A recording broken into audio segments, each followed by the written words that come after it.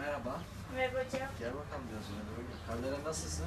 İyiyim hocam, siz nasılsınız? Teşekkür ederim. Sağ ol. Ne var ne yok? İyiyim hocam. Ders mi çalışıyordun? Yani. Evet, ders çalışıyordum. Evet. Merhaba. Kolay gelsin. Kardelen'in bir hayalini gerçekleştirdik abla. Nasıl? Mutlu oldunuz inşallah. Çok şükür. Hem de nasıl mutlu olduk hocam.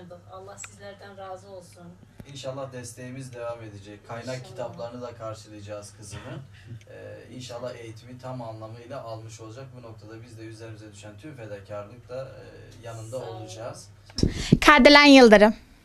Evet. Ben 91 bin dev öğrenci ortaokulu, Malatya 91 bin dev öğrenci ortaokulunda 7. sınıf öğrencisiyim. Benim bu koronavirüs yüzünden uzaktan eğitime geçildiği için benim ders çalışmam olmuyordu. Televizyondan izleyemiyordum televizyonumuz olmadığı için.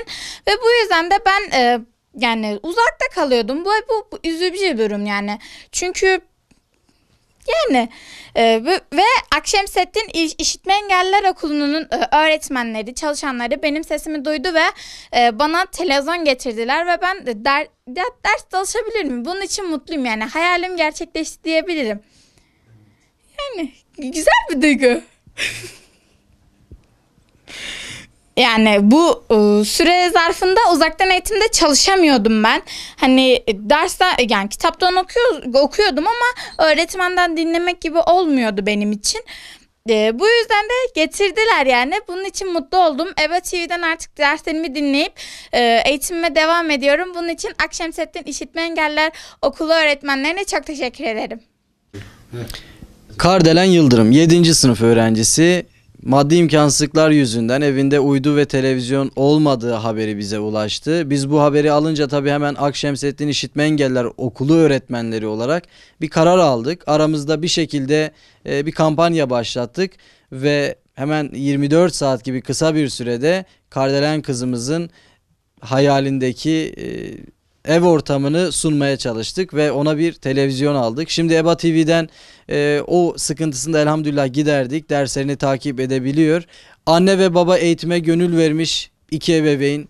Hakikaten çocuklarının şu anki aldıkları eğitim, kızlarımızdan biri üniversitede fen bilgisi öğretmenliği okuyor. Diğer biri üniversiteye hazırlanıyor. Kardelen kızımız yine aynı şekilde derslerinde çok başarılı. Kardelen bu uzakta eğitim derslerini alamıyordu. Çünkü televizyonumuz yoktu.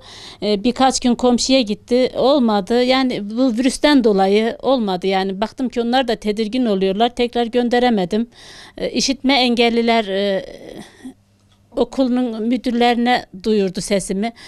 Onlar kızıma bir sürpriz yaptılar. Bir televizyon getirdiler çok şükür. Kızım şimdi eğitimini alıyor.